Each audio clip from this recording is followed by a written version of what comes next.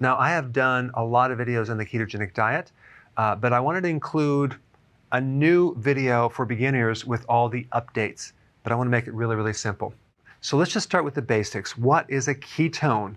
A ketone is not a fat, it's not a carbohydrate, it's not a protein. It's kind of a combination, or it has characteristics of both a fat and a carbohydrate, but it's not either.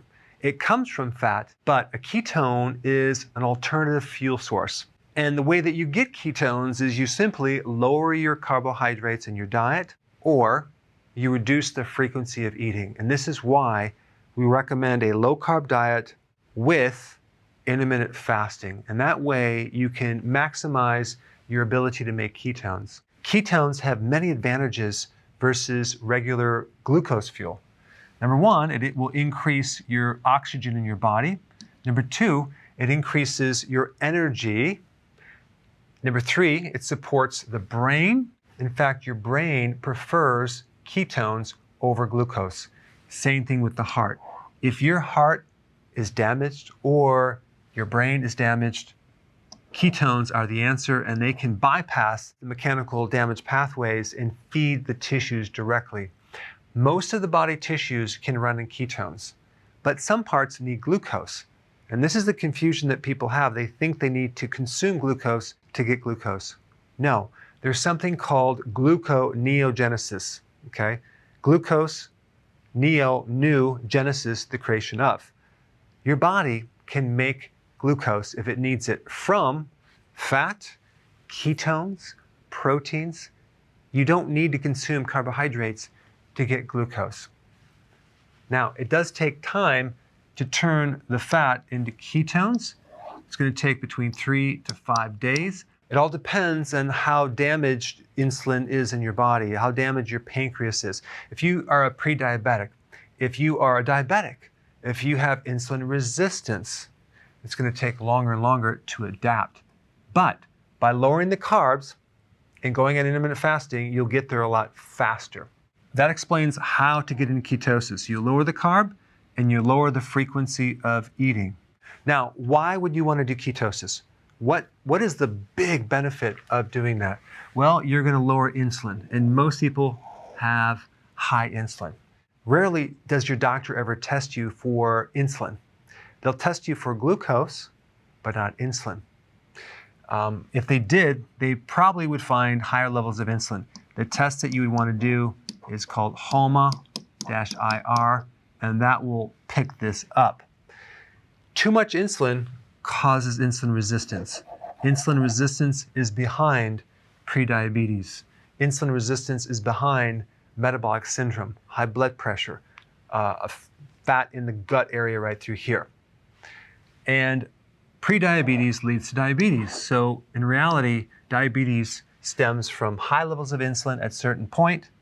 And so keto and intermittent fasting will lower insulin. And that is the big benefit of doing this. There's a lot of other benefits too. You can reduce fat in your liver. You can improve your cognitive performance. You can improve your mood. You can help decrease blood pressure, decrease inflammation, improve your energy, and decrease your belly fat. But the real big benefit that allows you to do this eating plan is your hunger goes away, okay? Without being hungry all the time, it makes it really easy to do long-term as a healthy lifestyle. And there's even an additional benefit if you're doing intermittent fasting, that's autophagy. Basically what this is, it's a recycling of garbage in your tissues. So all the damaged protein, the protein that your body doesn't need, it's clogging everything up. Guess what? Your body will recycle that and turn it into new amino acids. That's one of the big things about autophagy. To do this, you have to fast at least for 18 hours. So the combination of keto and IF work very, very nicely together, because if you just do keto without intermittent fasting and your metabolism is slow, you may not achieve your weight loss goal or your other goals, because it would take a very, very long time, and sometimes it's not going to work. Why? Because the frequency of eating in general will trigger insulin. So the frequency of eating is actually very, very important in relationship to you lowering insulin. All right, then you have this concept of a healthy keto plan versus dirty keto. Of course, we recommend the healthy keto, and this basically is higher quality ingredients, grass-fed, wild-caught, pasture-raised versus conventional type foods right here. With healthy keto, you're focused on nutrient-dense foods. With dirty keto, you're really just focused on keeping your carbs low. When you do healthy keto, you end up looking a lot better than doing the dirty keto. All right, the rule of thumb is don't eat unless you have hunger, okay? Unless you have the sensation of being hungry. When you're doing the healthy version of keto and you're doing enough leafy greens and vegetables, okay?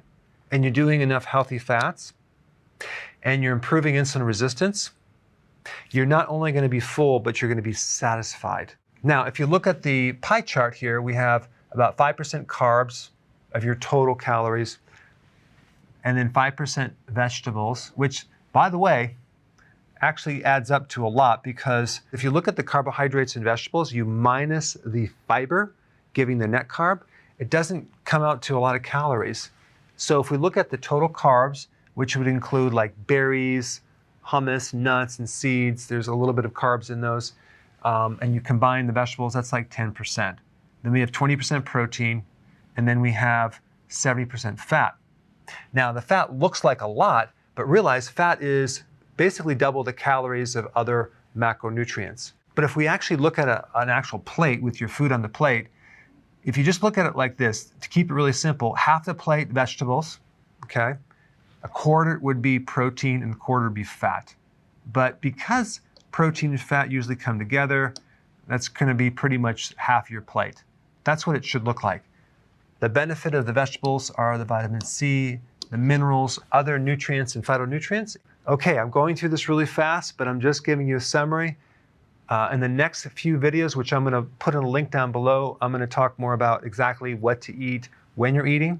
But I wanted to give you the simple overview of all the most important things. So now let's just put it all together. Ideally, when you wake up in the morning, if you keep your carbs low, you're not going to be hungry. So you want to skip breakfast and push it forward to the point where your breakfast now becomes your lunch. So don't eat in the morning. You can do coffee or tea. So ideally, your first meal would be at lunch right here, and then your second meal would be at dinner. So you're doing 2 meals a day. If you keep this within a 6-hour window, that will give you an 18-hour fast. Now, what's really magical about 18 hours is that's when the autophagy starts. So you start getting some really cool benefits. The way that you're going to avoid snacking between the meals is you're going to add a little more fat with this meal and this meal to be able to go longer, okay? And then as you start doing it and becoming more adapted, you can kind of cut back on some of the fat because you're going to be burning your own fat. And your own fat is the healthiest fat that you can burn. But the key is this 18-hour fast right here. If you have to snack within your eating window, fine, if you need to do that. But we don't want to snack after the dinner all the way to the next first meal. You can drink fluids. You want to take electrolytes and B vitamins for sure, and sea salt, that's a necessity. But we recommend that you don't eat anything. The common foods that are really good to focus on would be pasture-raised eggs, okay, organic if at all possible, shellfish, fish, sardines, meats, organic, cheese. Now, a lot of people don't do well in cheese. Cheese has a lot of hormones. It's not good for people with prostate issues. It's not good with people that have allergies. So some people do not do well in cheese. Personally, I do a small amount of cheese, and if I'm going to consume cheese, it has to be grass-fed organic. I usually get European cheese, and I don't have a tremendous amount, but you can overdo it with cheese. Olives, that's a must. Avocados, lots of vegetables, 7 to 10 cups, very beneficial.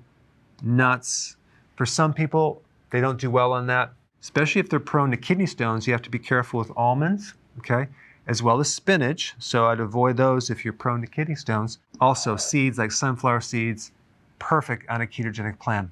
All right, here you have it, the basic ketogenic plan for beginners. So if you want more knowledge on how to create a healthy body, Subscribe now and get daily notifications.